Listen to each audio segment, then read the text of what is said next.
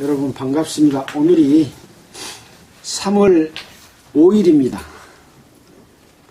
오늘 누가복음 9장 1절부터 9장 17절까지의 내용을 함께 읽었습니다. 여기 있는 기록된 내용은 예수님께서 12제자를 불러서 보내시는 그런 가운데 있었던 어떤 행동 지침, 그런 부분에 관한 이야기고, 또 이 예수의 소문이 퍼짐으로 말미암아 헤롯이 심히 당황했는데, 이 헤롯 왕이 그때 당시에 갈릴리를 다스리는 그런 왕이었습니다. 그 다음에는 이제 예수님께서 베세다 지역에 계시면서 오병이어의 기적을 행했던 이런 세 가지 내용이 기록이 되어 있습니다. 이 말씀들을 살펴보기 전에 지난주에 해당장 야이로의 딸의 집에 들어가서 야이로의 죽은 딸을 살렸던 내용을 말씀을 드렸는데, 저희 아내가 그 말씀 중에 좀 착오된 부분이 있지 않느냐 그런 의견을 줬습니다. 그것은 무슨 내용이었냐면, 예수님이 야이로의 집에 들어가셨을 때 많은 사람들에게 들어오지 말라고 하고, 베드로와 요한과 야고보와 아이들이 부모 외에는 함께 들어감을 허락하지 않았다 그랬습니다. 이때 함께 왔던 많은 무리들은 집 밖에 있었고 집 안으로 오지 못하도록 그렇게 한 거죠. 근데 여기서 이제 집에 들어가서 아마 이 아이가 죽어 있는 방에 또 사람들이 있었던 걸로 생각이 됩니다. 그래서 이제 이 기록된 말씀에 보면 모든 사람이 아이를 위하여 울며 통곡하며 이렇게 기록이 되어 있어서, 방에는 이 아까 예수님이 허락하신 분만 있었던 걸로 생각되는데, 방에 이미 사람들이 있어서 그 안에서 울고 있었던 사람들이 있었던 걸로 생각됩니다. 자, 그래서 예수께서 이르시되 울지 말라, 죽은 것이 아니라 잔다, 이렇게 말했는데, 그 통곡하며 울던 사람들이 그 딸이 죽은 것을 알고 예수님을 비웃었다, 그렇게 기록을 하고 있습니다. 그래서 이제 그 아이의 손을 붙잡고 일어나라 했다고 지금 마태복음에 그렇게 기록이 되어 있는데, 킹제임스 성경을 보니까 어떻게 기록이 되어 있냐면, 그 죽은 아이를 살리기 전에 그들이 소녀가 죽은 것을 알므로 그분을 비웃더라. 예수께서 그들을 다 보내시고 소녀의 손을 잡고 불러 이르시되 소녀에 일어나라. 그러니까 방 안에서 울고 통곡하던 사람들이 야이로의 딸을 보고 잔다고 하니까 비웃었던 사람들을 다 밖으로 내보내고 아이의 손을 붙잡고 일어나라, 이렇게 킹제임스 성경에서는 그렇게 기록을 하고 있어서 마태복음에 없는 내용을 이렇게 기록을 해놨다. 그래서 이제 기록이나 번역의 차이들이 약간 있는 걸로 그렇게 생각이 됩니다. 그런데 그 취지는 무엇이냐면, 예수님께서 이 야이로의 딸을 살릴 때 많은 사람들이 슬피 울며 통곡하고 있었던 그런 마음들을 예수님께서는 아셨지 않습니까? 그러나 예수님의 능력을 행하시고 아이를 일으키실 때 꼭 필요한 사람만 거기 있었다 하는 그런 내용. 그래서 아이가 살아난 뒤에는 많은 사람들이 살아난 아이를 보고 이렇게 하나님의 영광을 나타내 보였는데, 정작 예수님께서는 이것을 경계해서 이 일을 아무에게도 말하지 말라, 그렇게 하셨던 취지는 아직 예수님의 때가 이르지 않았기 때문에 예수의 소문이 급작스럽게 많이 퍼지는 것을 또 허락하지 않는 반면에 다른 지역에서는 또 가서 널리 전파해라. 아직 전해지지 않는 믿지 않는 많은 자들이 있는 곳에서는 새롭게 말씀을 듣는 자들에게는 예수님이 행하신 능력을 나타내 보이라고 이렇게 전파하라고 하는 그런 내용도 있었다는 것을 우리가 살펴봤습니다. 지난주의 내용을 약간 착오가 있었던 부분에 대해서 킹제임스 성경과 개역 한글 성경을 비교해서 좀 분명하게 짚어봤습니다. 자, 오늘은 이제 9장에 들어와서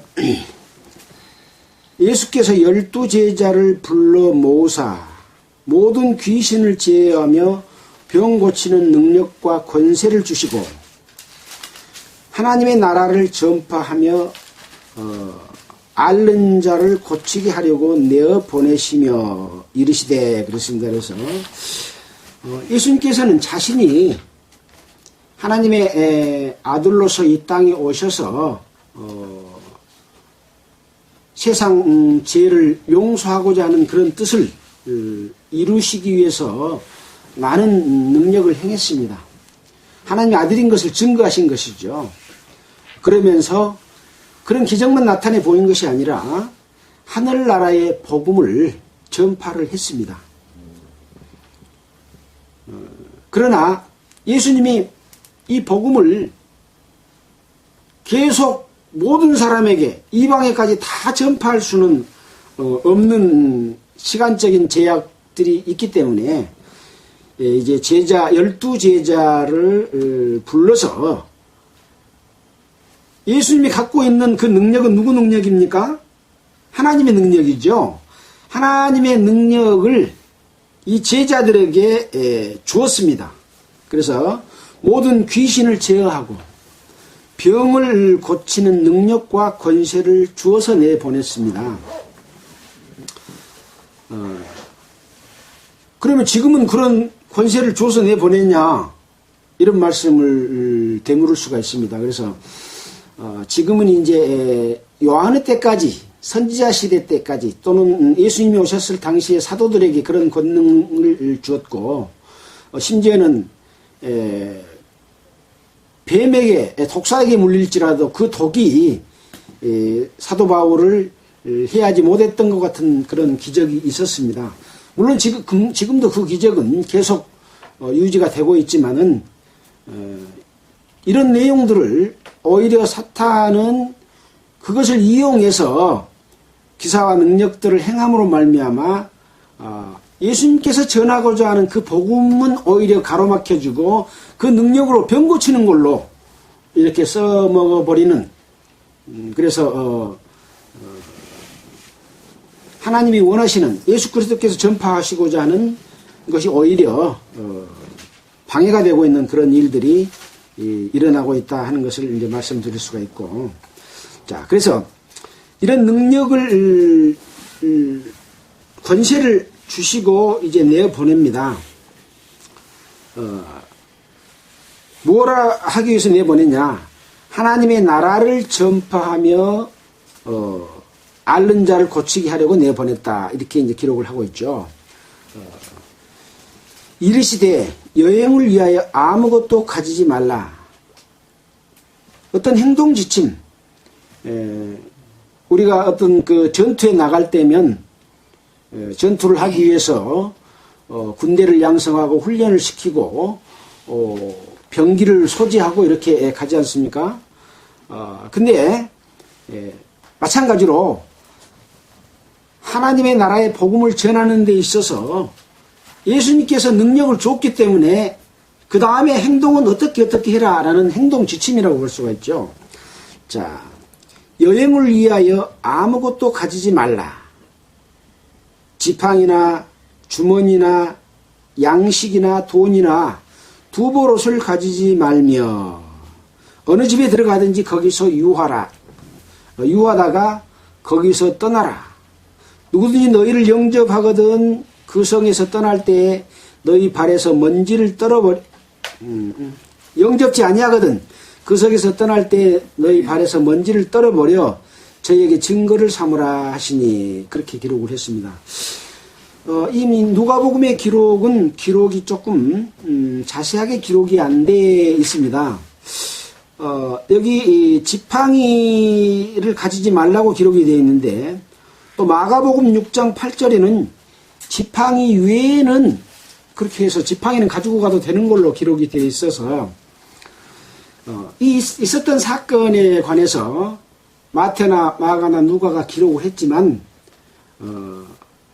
그때 바로 있었던 일을 기록한 것이 아니고 일정한 시간이 지난 다음에 그것을 다시 기억을 되살려서 기록을 했기 때문에 각자의 기록이 조금 다를 수가 있다. 다만 그 속에 있는 내용의 의미가 더욱 중요하다.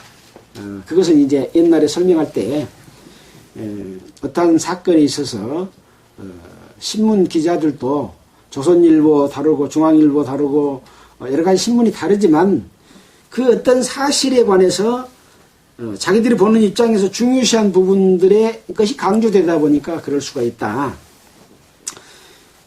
그래서 의도는 뭐냐? 여행을 위해서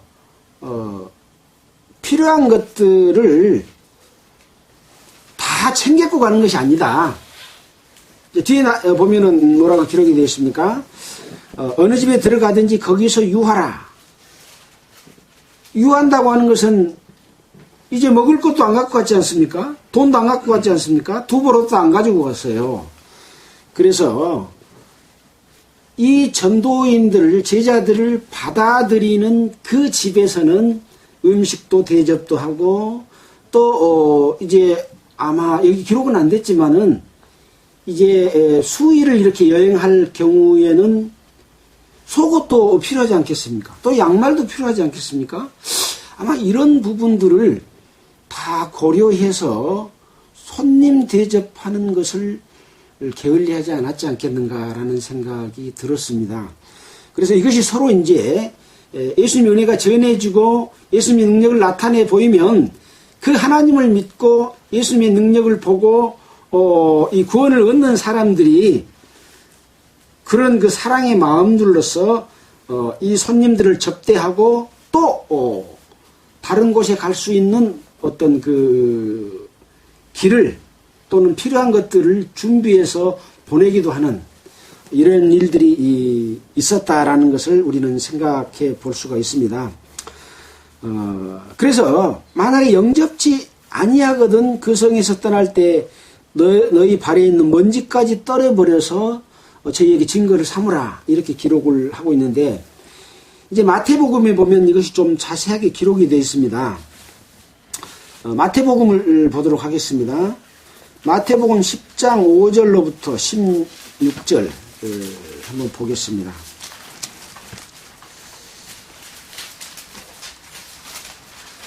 마태복음 10장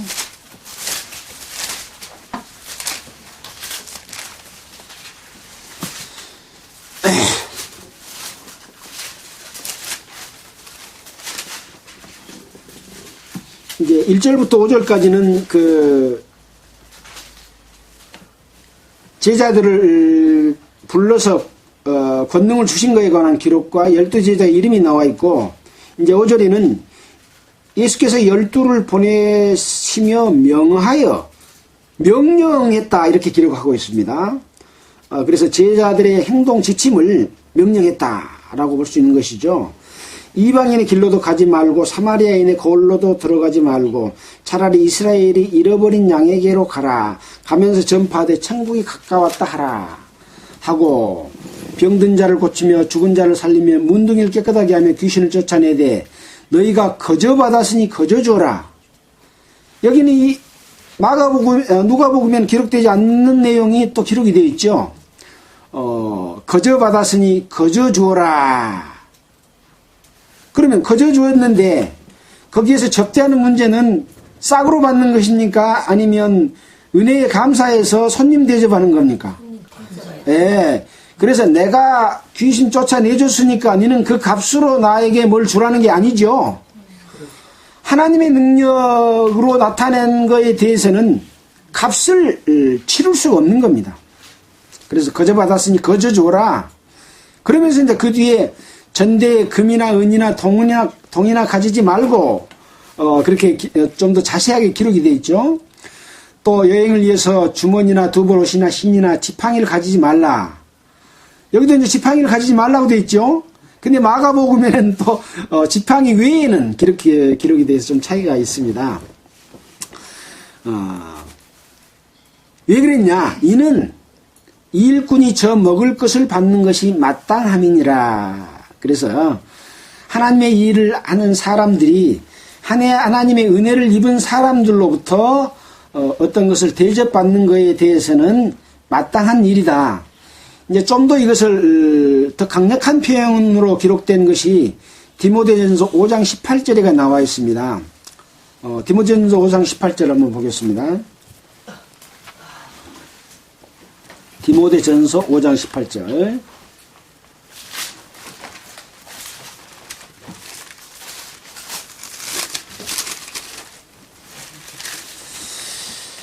(5장 18절에) 성경에 일렀으되 곡식을 밟아 떠는 소의 입에 망을 씌우지 말라 하였고 또 일꾼이 그 싹을 받는 것이 마땅하다 했느니라. 이렇게 기록이 되어 있습니다. 그래서 일을 하고 그 싹을 받는 것이 마땅하다. 이렇게 기록이 되어 있어요. 자, 그래서 아마 이제 이런 근거로 해서 이제 그 복음 전하는 자들 또 목사들이 월급 받는 것에 대해서 당연하다 그렇게 생각하고 있는데 뭐 틀리지 않습니다. 그러나 이제 이 경우에 지나치는 경우가 생기는 것이죠. 근데 과연 목사들에게 하는 이야기인가? 위를 살펴보겠습니다. 17절 한번 보겠습니다. 잘 다스리는 장로들을 배나 존경할 자로 알되 말씀과 가르침에 수고하는 이들을 더할 것이니라.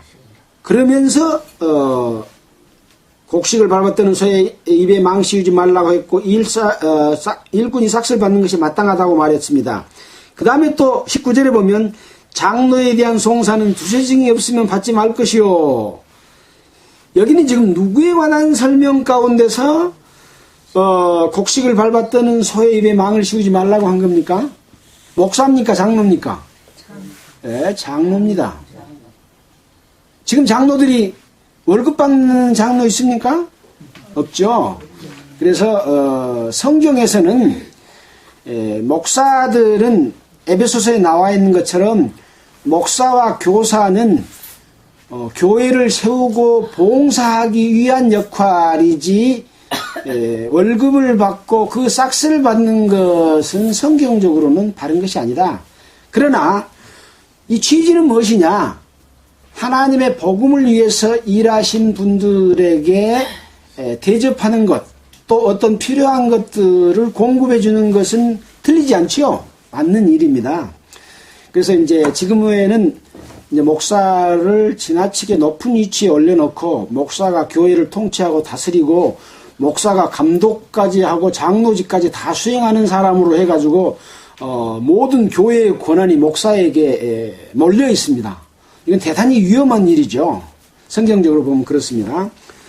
그러나 이제 그것을 목사는 봉급 받아서는 안 된다라고 말하는 것은 여기에 쓰여진 대로 여기는 목사라고 기억이 안 돼 있고 장로로 기록을 했지만 교회 일을 하는 데 있어서 그런 역할을 하는 사람들에게는 그런 것을 공급해도 좋다라고 하는 그런 취지죠. 그래서 구약 성경까지 인용하면서 곡식을 밟아 떠는 소가 전기질을 할 때 전기질을 하는데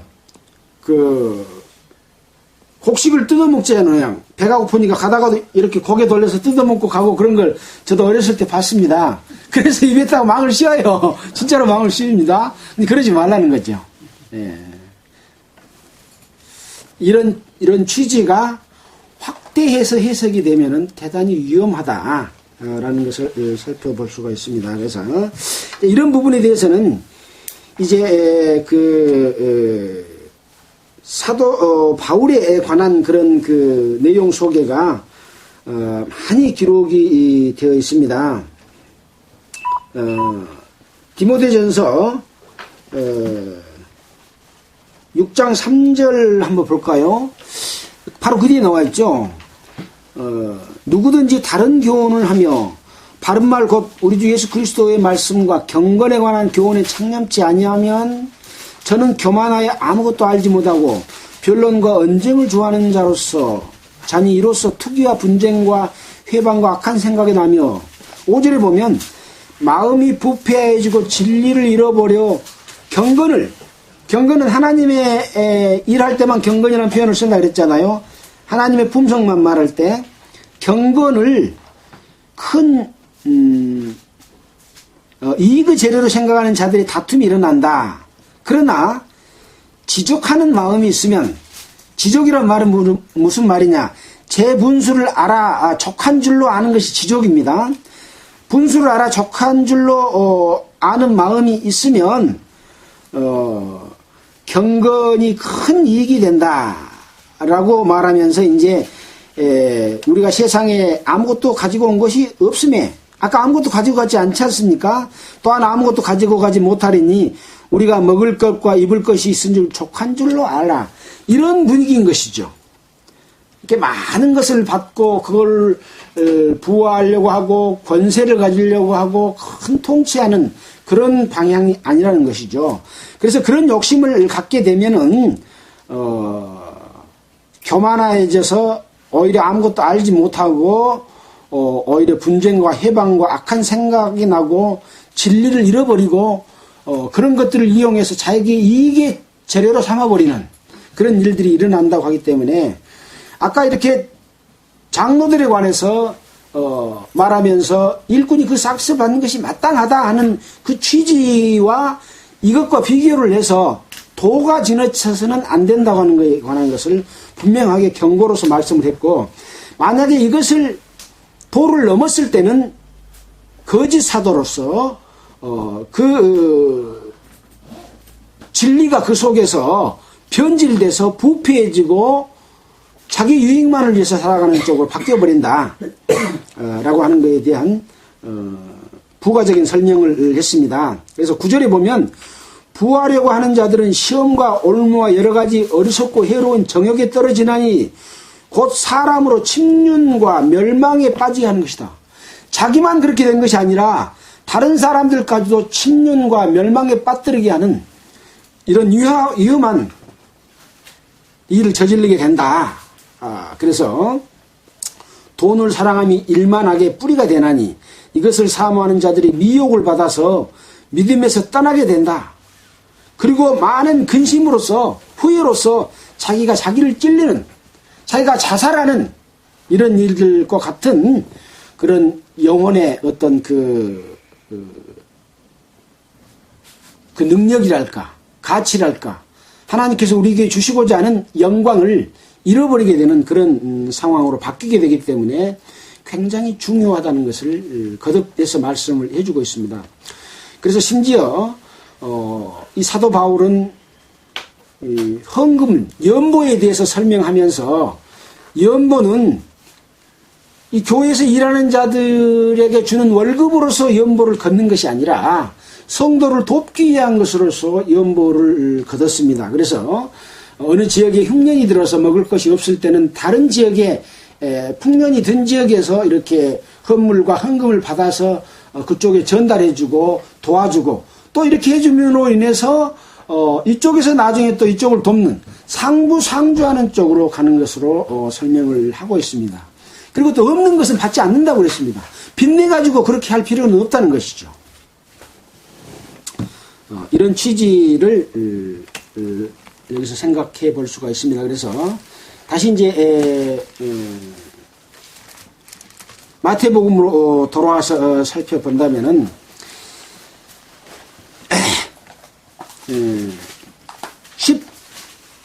15절에 보면 아까 이제 그 집이나 성에서 영접도 아니하고 너희 말도 듣지 않거든 발에 먼지까지 떨어버리라 그랬지 않습니까? 근데 여기는 좀 더 다른 언급을 해놨습니다. 15절에 보면 내가 진실로 너희에게 이르노니 심판날에 소돔과 고모라 땅이 그 성보다 견디기 쉬우리라. 그러니까 어쩐단 말입니까? 제자들이 전한 하나님의 복음을 받아들이지 않으면 소돔과 고모라 땅에 내렸던 벌보다도 훨씬 더 받기가 어렵다 그 말이죠. 심판받기가 심판이 더 심하다 라고 하는 말씀을 했습니다. 그래서 사도 바울께서는 고린도전서 9장 18절에 보면 복음을 값없이 전함으로 오히려 너희에게 죄가 됐느냐 라고 이야기를 하고 있습니다. 그래서 값없이 전하는 것, 또 데살로니가 후서 3장 6절로 12절에 보면은 사도의 권한을 아까 말한 복음 전하면서 대접받고 할 권한이 없겠냐. 그러나 나는 이러한 권한을 쓰지 않는다. 왜?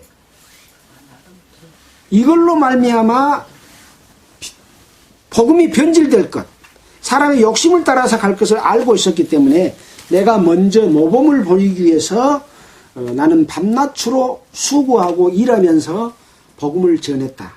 나는 예수 그리스도의 복음을 통해서 나의 유익의 재료로 삼지 않았다 라는 말씀을 사도 바울은 해주고 있습니다. 그래서 어떻게 보면 이 예수님께서 12 제자들에게 능력을 주시고 내어보내면서 제자들의 행동 지침을 가장 잘 지킨 분이 사도 바울이지 않을까 그런 생각이 좀 들었습니다. 왜냐하면 우리가 서신서를 통해서 그런 부분들을 여러 군데서 확인할 수 있고 또 사도행전 가운데서도 확인할 수가 있기 때문에 그렇습니다. 그런 구체적인 내용들은 우리가 또 성경을 보면서 여러분들이 함께 생각해 보시기를 바랍니다. 다시 이제 누가복음 9장으로 돌아왔습니다. 자, 그래서 6절에 보면 제자들이 나가사 각 촌에 두루 행하여 처처에 복음을 전하며 병을 고치더라.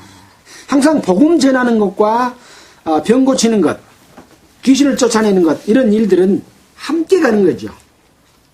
병만 고치고 교회 다니라고 하는 것이 아닌 것이죠. 중요한 것은 복음이죠. 병을 고쳐주는 이유도 하나님의 능력, 하나님께서 우리 교회에 주시고자 하는 것을 복을 주시고자 하는 그것을 전하는 것이죠. 자, 다시 이제 장면이 바뀝니다.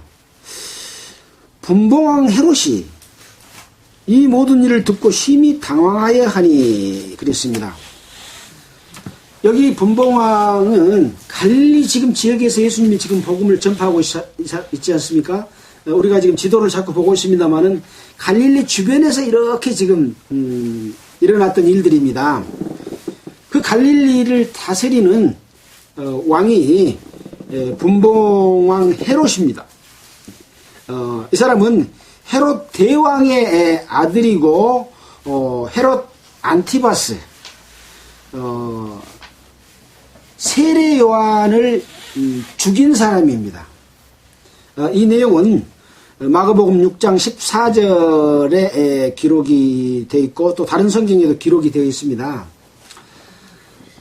이 헤롯 안티바스가 자기 동생 빌립의 아내 헤로디아를 빼앗아 갖고 살았습니다.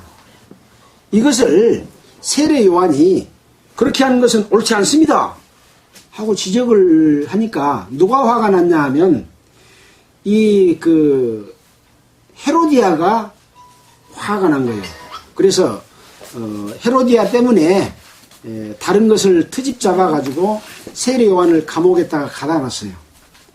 근데 이제 이 헤롯 안티바스 왕의 생일날을 맞이해서 자기의 딸이 자기의 아버지인 왕과 거기에 참석한 사람들을 위해서 춤을 췄어요. 춤을 아주 잘 췄던가 봐요. 그러니까 자기를 기쁘게 해주니까 칭찬하면서 네가 원하는 것은 무엇이든지 나라의 절반이라도 주겠다라고 말하니까 이 딸이 얼른 자기 엄마한테 가서 아버지 왕이 나한테 무엇든지 주겠다고 하는데 뭘 달라고 할까요?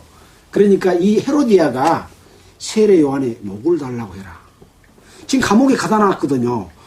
그러니까 이 헤롯 왕이 근심하면서도 할 수 없이 자기가 한 말을 지키기 위해서 세례 요한의 목을 베어다가 조그만 쟁반에다가 갖다 준 거예요. 그러니까 이제 딸이 자기 엄마한테 갖다 줘서 그래가지고 세례 요한을 죽였습니다. 근데 이제 이 세례 요한이 많은 그 이스라엘 사람들에게 회개하라 천국이 가까웠다 하면서 복음을 전파했지 않습니까? 회개의 세례를 전파했어요. 근데 이 헤롯 이 왕도 세례 요한의 말을 들을 때에 두려워하면서도 그 말을 듣고 기쁘게 들었다. 이렇게 기록을 하고 있습니다. 그래서 이 헤롯 대왕도 이 세례 요한이 전한 복음을 듣고 복음을 들으면 어떻게 해야 됩니까? 두려워하고 또 뭘 해야 돼요? 회개해야 되잖아요. 자기는 그런 나쁜 짓까지 하고 왕으로서 왕의 권리를 행사하고 막 그렇게 살고 있는데 이 세례 요한이 그런 하나님의 능력을 행하고 천국 복음을 정하고 예수님께서 오셔서 백성을 구원해 줄 것이다 이런 내용을 전하면 자기의 잘못된 행위를 돌이켜서 세례를 받았으면 헤롯 대왕도 구원 받았겠죠. 그러나 그것을 거부했습니다. 마음속에는 항상 세례 요한 죽인 것을 내가 선지자를 죽였다 그런 두려움을 갖고 있는 거예요. 근데 지금 일어나고 있는 예수의 행하시는 내용들이 이제 세례 요한이 죽은 뒤에 예수님께서 계속해서 갈릴리 여러 지역에서 소경의 눈을 뜨게 하고 귀머거리를 고치고 안진뱅이를 일으키고 또 문둥병을 고치고 귀신을 쫓아내고 죽은 자를 살리고 이런 능력을 행한 이야기들이 헤롯 왕한테 들리겠습니까? 안 들리겠습니까? 들린 거예요. 그러니까 이 모든 일이란 건 바로 예수의 소문을 들었다는 말입니다. 그 내용의 기록은 마태복음 14장 아까 1절 마태복음 14장 1절을 제가 한번 보겠습니다. 안 찾으셔도 되겠습니다. 14장 1절에 보면 그때에 분봉왕 헤롯이 예수의 소문을 듣고 이르되 그 신하에게 이르되 이는 세례 요한이라 저가 죽은 자 가운데서 살아났으니 그러므로 이런 능력이 그 속에서 운동하는도다. 그러니까 예수를 갖다가 세례 요한이 죽은 자 가운데서 살아났다고 누가 말한 거예요? 헤롯이 말한 거예요. 헤롯이. 그러니까 자기 속에 그 선지자를 죽인 두려움이 속에 있잖아요. 그러니까 예수님이 행하신 것을 보고 세례 요한이 살아났다. 자기는 그렇게 말을 했어요. 그렇게 생각을 했겠죠. 이제 다른 사람들은 뭐라고 말을 했습니까?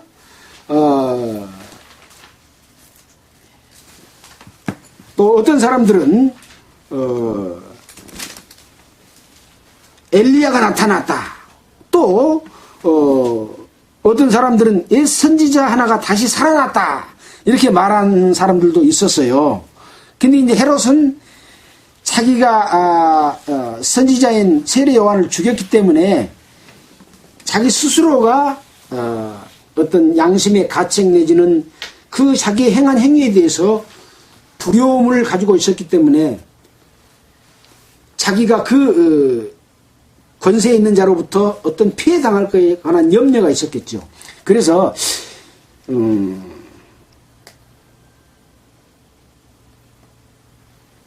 쭉 읽어가면서 말씀드리겠습니다. 이는 혹은 요한이 죽은 자 가운데서 살아났다고도 하며 혹은 엘리야가 나타났다고도 하며 혹은 내 선지자 하나가 다시 살아났다고도 함이라. 헤롯이 가로되 요한은 내가 못 배웠거늘 이제 이런 일이 들리니 이 사람이 누군가 하며 저를 보고자 했더라. 그래서 이런 일이 들린다고 하는 것은 아까 말한 예수님이 행하신 여러 내용들이 들리는 것을 이야기한다. 그래서 여기서 이 사람이 누군고? 이 사람이 누굽니까? 예수님이죠. 그래서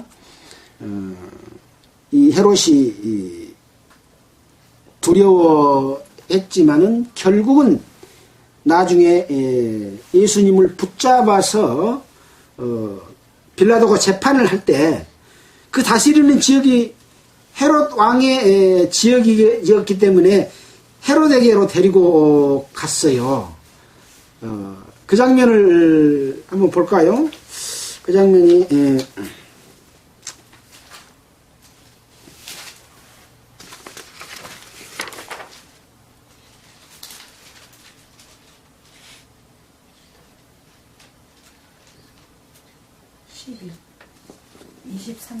23장, 맞아요. 누가복음 23장, 예.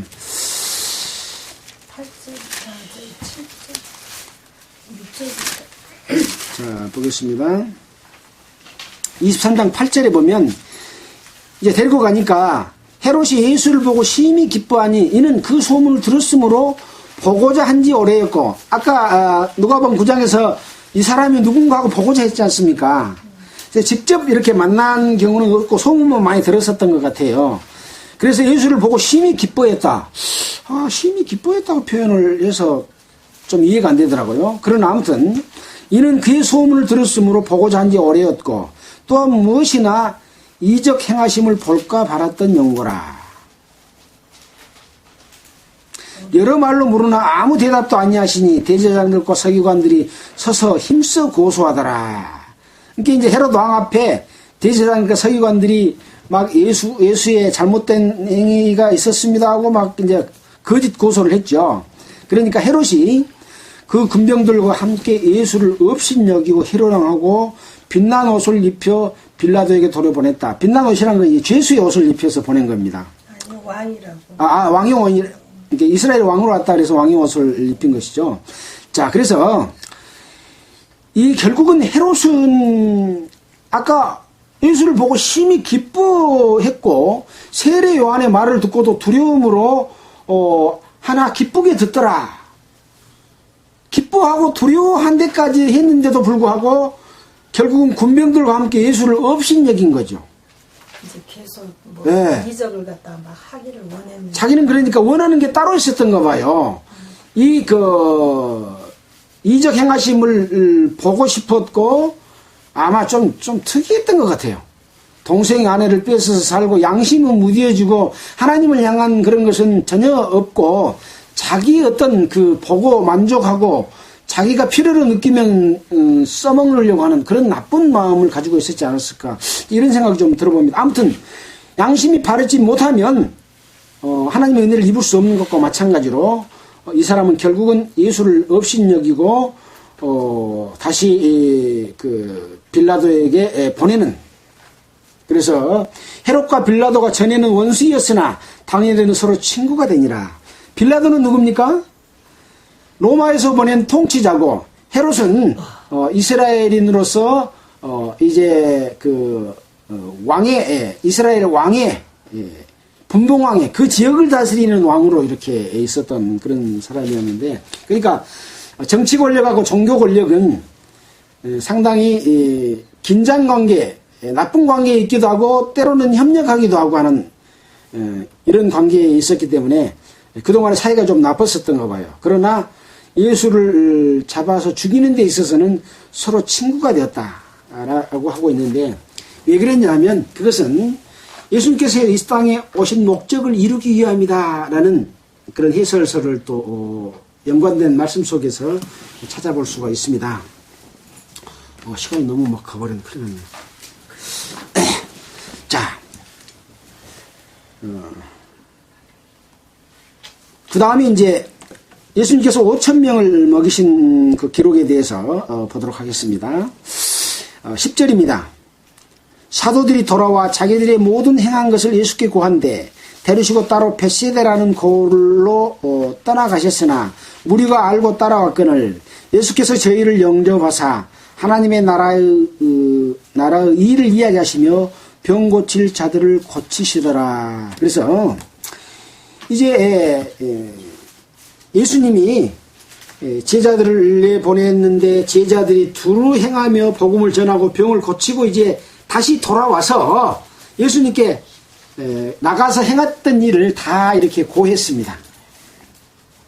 그래서 많은 사람들이 모여들었기 때문에 사실은 제자들을 따로 데리고 가서 좀 무리에게서 떠나가서 있고자 했습니다. 다른 성경에 보면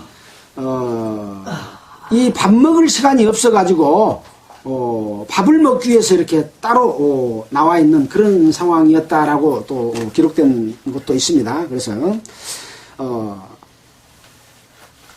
그렇게 바쁜 그런 상황이었었죠. 그래서 많은 우리에게 이제 병을 고치고 하나님의 일을 이야기하고 있는데, 날이 저물어서 12사도가 나와 여짜오되 무리를 보내어 두루 마을과 초원으로 가서 먹을 것을 얻게 하소서. 우리 있는 여기가 빈 들이이니다. 그러니까 벳세다 지역의 빈 들에서 이제 음식 먹을 겨를도 없이 이렇게 복음을 전하고 있는 그런 상황이었는데, 이제 저물어서 이제 음식을 먹어야 되는, 배가 고파서 음식을 먹어야 되는 그런 상황이었는데, 이제 제자들이 음식 먹을 것을 얻게 하소서 그랬습니다.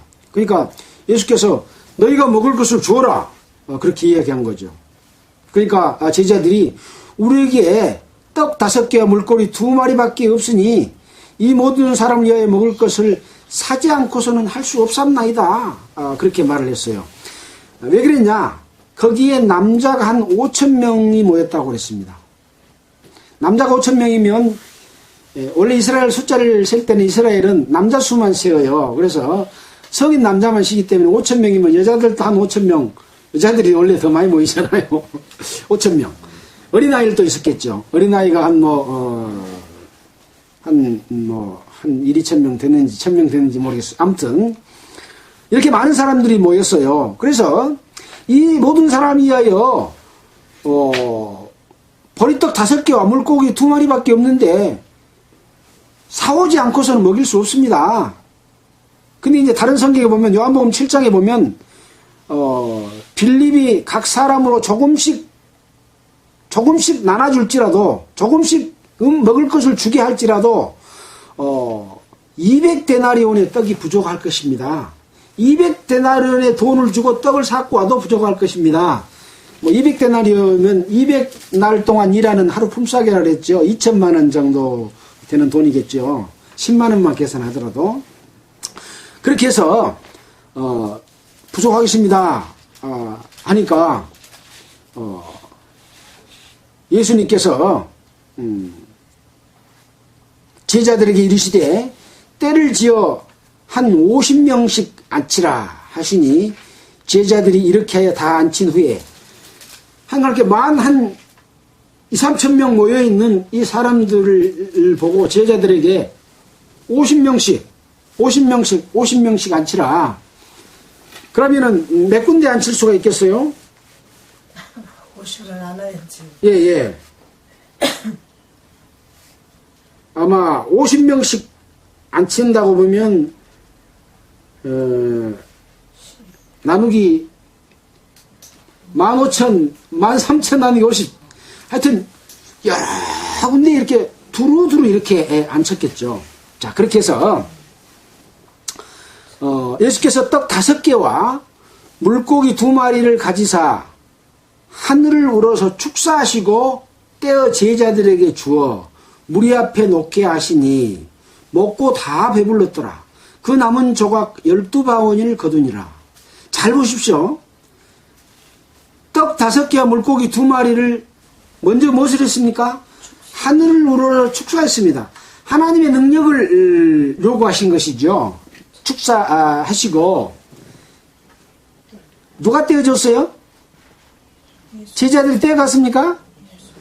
예수님이 떼어서 주는 거예요. 보리떡 5개로 제자들에게 떼어지는 거예요. 제자들은 받기만 하고, 이 50명씩 앉아있는데 50명이 아니라 120, 30명 되겠죠. 여자들하고 애들까지 합치면 한 150명 되는 데다가 갖다 주고 그런 거예요. 어디서 기적이 일어났어요? 예수님의 손에서 뗀 데서 기적이 일어난 거예요. 뗐는데 또 있고 뗐는데 또 있고 그래서 능력은 예수님의 손에서 나오고 하늘로부터 오는 능력이 예수의 손을 거쳐서 능력이 거기서 일어났고, 제자들은 뭐만 해요? 중개 역할만 하는 거예요. 갖다 주는 역할만 하는 거예요. 어떻게? 150명씩 모여있는데 갖다 주는 거예요. 그래서 아마 왜 50명씩 모이라고 했을까? 여러 사람이 있으면 서로 먼저 받아 먹으려고 하지 않겠습니까? 막 우왕좌왕하고 그랬겠죠. 그러나 50명씩 앉혀놨기 때문에 여기 나눠주고 있으면 우리는 기다려야 돼. 그래서 음식, 고기와 떡을 나누기에 최대한의 적합한 인원, 이게 한 150명 되지 않을까. 남자 수만 50명. 예수님의, 이제 여기서 우리가 생각해 볼 것은, 예수님은 자기 몸이 떡이라고 그랬잖아요. 내가 생명의 떡이로라. 내 살을 먹고 내 피를 마시는 자는 영생을 얻는다 그랬잖아요. 또 우리가 만찬식 할 때 예수님의 살과 피를 먹는다 그러잖아요. 그것은 예수님과 함께 교제하고 예수님의 생명을 얻고 함께 살아나가는 걸 의미합니다. 어느 정도? 수천 명이, 15,000명이 함께 모여 있는 것이 아니라 가장 떡을 나눠주고 떡이 좋은 숫자는 남자가 성인 남자가 50명 정도 수준이 적합한가 보구나, 그런 생각이 들었습니다. 그래서 지금의 교회들이 10,000명, 20,000명 큰 교회를 지어놓고 하고 있는데, 그 큰 교회가 지어지면 어떤 문제가 생깁니까? 성도들 간에 서로 알아요, 몰라요? 몰라요. 누가 우리 교회에 댕긴지도 모릅니다. 예. 근데 규모가 적으면 적을수록 그 집에 숟가락이 몇 개니까 심지어는 알 수가 있고, 얘들이 누군지 하고, 이렇게 그 사람이 어떤 어려운 형편이 있는지, 저 사람의 신앙 상태는 어쩐지 서로 상담도 하고 대화도 해서 아주 교제가, 예수님의 몸에 참여하는 거예요. 떡을 함께 떼는 거, 피를 함께 먹는 것은. 그래서 바람직한 교회의 형태는 수만 명의 큰 교회가 아니고, 남자 성인이 한 50명 정도 규모면 서로 돕고 말씀을 공부하고 사랑하고 하는 것이 아주 적합한 인원이지 않을까, 저는 그런 생각을 해봤습니다. 이것이 이렇다 그렇게 말할 수는 없습니다. 왜냐하면 우리는 성경을 통해서 교훈을 받는 것이기 때문에, 하나님의 뜻이 무엇일까, 예수님의 뜻이 무엇일까, 왜 50명씩 둘러 앉으라고 했을까라고 하는 것이죠.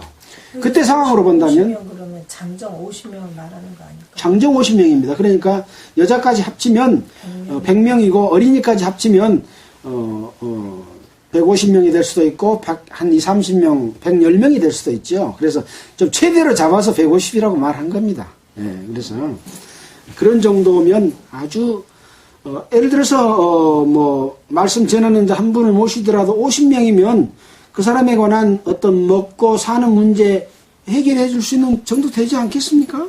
그래서 큰 교회가 돼서 돈을, 월급을 많이 주고 막 하는 이런 것은 아까 말한 예수님의 제자들을 보낼 때 취지로 봐서도 맞지 않는 것이고, 그래서 우리는 예수님의 몸에 참여하는 것을 생각해 봤을 때 이 떡을 떼어 주는 것과 동일한 어떤 그 의미가 있다라고 하는 생각을 해보는 것이죠. 물론 이것을 받아들이고 받아들이지 않는 부분은 각자의 몫이고 또 각 교회마다의 몫이기 때문에 그런 생각을 해봤습니다. 마가복음 6장 40절에는 혹 100씩, 혹 50씩 안 되는지다. 예. 마가복음 혹 100씩, 혹 50씩 그랬답니다. 그러니까 100명이면은 예를 들어서 200명, 200 몇십 명 그렇게 되지 않겠습니까? 그 이상을 넘어서면 사실 교회로서의 함께 나누는, 함께 교제하는 것이 범위가 넓습니다. 넓으면 어떻게 돼요? 이제 구역으로 좀 쪼개가지고 한데 구역에서 충분한 말씀과 교제가 잘 안 되는 경우가 너무 많죠.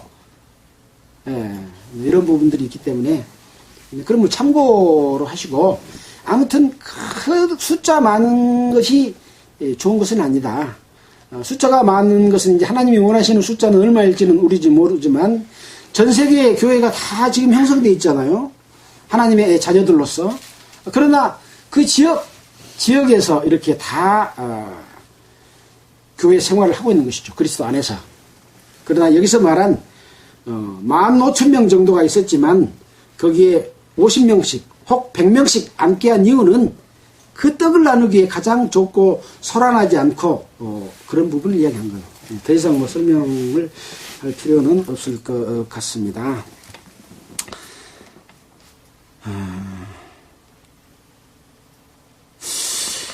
자, 이제 여기서 우리가 교훈 받을 수 있는 것은 무엇이냐면 예수님께서 이 오병이어 기적을 행하실 때 제자들과 예수님이 식사할 겨를도 없이 그렇게 바빴었다고 하는 것을 마가복음 6장 31절에서 살펴볼 수가 있고, 또 참석한 사람들에게 먹을 것을 제공을 해왔었다고 하는 것을 살펴볼 수가 있죠. 그래서 예수님, 이 사람들 다 먹여야 할 텐데 어떻게 할까요? 집으로 다 돌아가게 해서 먹고 오게 할까요? 이런 생각을 했다는 거죠. 제공할 때도 있고 때로는 가서 먹고 올 수도 있었겠지만은 예수님께서는 이렇게 제공하는 방법을 택했고, 그래서 심지어 예수님께서는 뭐라고 해요? 너희들이 내게로 나오나 먹고 배부른 까닭이다. 예수님한테 가서 말씀 듣고 있으면 때 되면 밥 나와. 떡도 나오고 고기도 나오고, 그러니까 먹고 배부른 까닭에 예수님을 따라다니는 사람도 있었다니까요. 예수님 정작 뭘 전하기를 원해요? 천국 복음을 전하기를 원하잖아요. 하나님의 자녀로 하나님의 백성 삼기를 원하고 죄사함이 전해지기를 원하는데 그 사람들은 떡 먹고 배부른 까닭에 예수님을 따라다니는 사람도 있죠. 어떤 사람은 병 낫기만을 위해서 따라다니는 사람도 있어요. 그래서 오는 사람들에게 먹을 것을 제공했다라고 하는 생각을 할 수가 있고, 또 오병이어라고 하는 것은 이제 어린아이의 도시락이죠. 도시락. 실은 아마 같이 오는 몇 사람이 쓸런지 모르겠어요. 고기가 떡이 얼마나 컸는지도 그것도 잘 모르겠어요. 아무튼 떡이 5개니까 어린아이 혼자 먹기는 좀 많은 양 같기도 해요. 그러나 이것은 어린아이의 자기 것을 드리는 어떤 희생으로 말미암아 여러 사람이 배고픔을 해결할 수 있는, 이것은 나아가서는 떡이신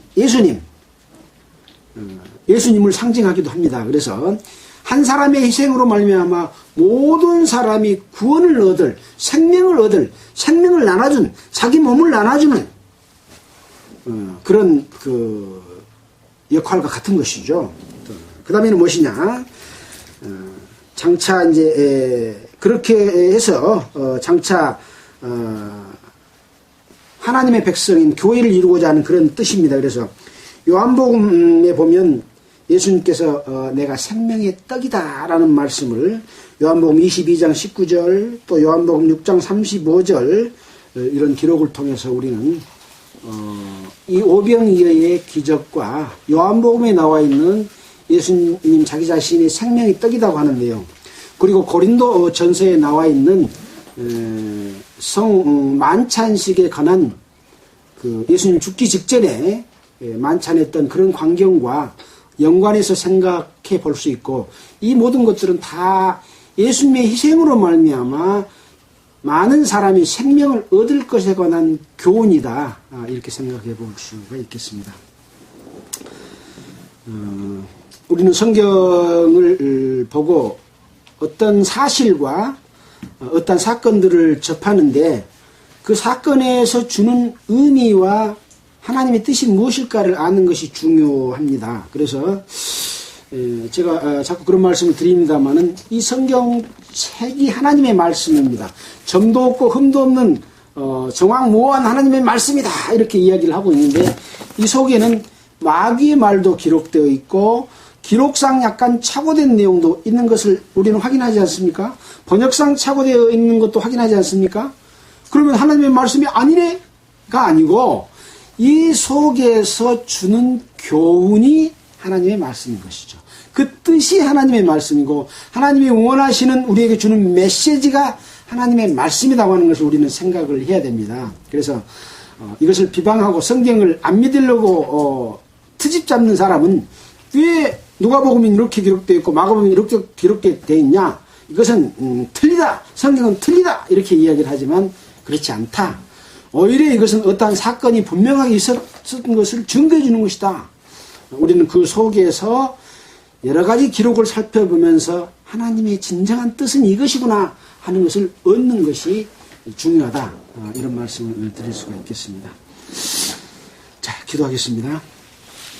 하나님 아버지 감사합니다. 오늘은 예수님께서 12 제자들을 보내시면서 권능과 능력을 주시고 거저 받았으니 거저 주어라. 또 복음을 전할 때 그 집에서 받아들이면 함께 유하라.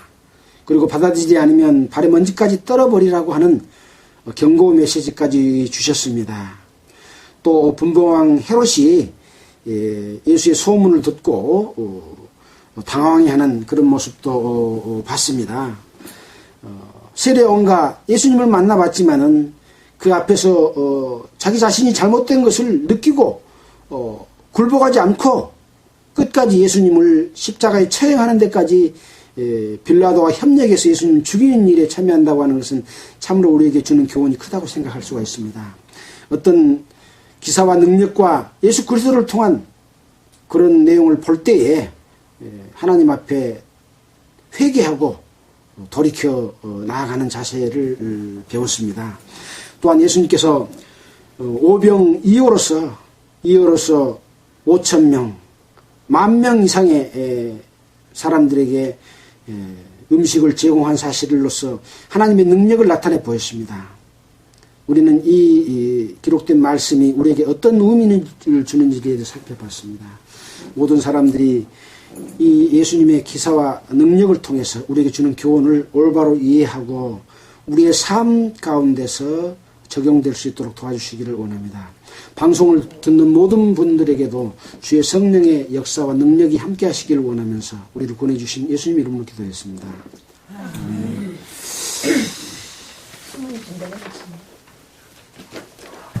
찬송가는 434장 하겠습니다.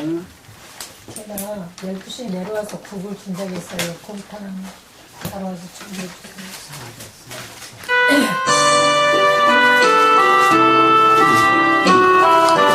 434장입니다.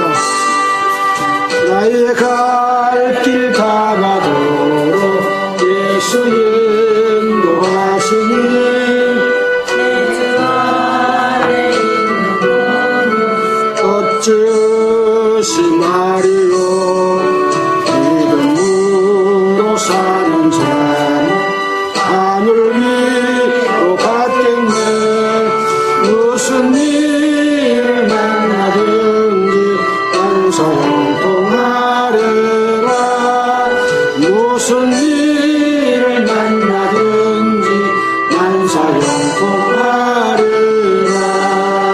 나의 갈 길 나가도록 예수 인도하시니 어려운 일 당할 때도 족하는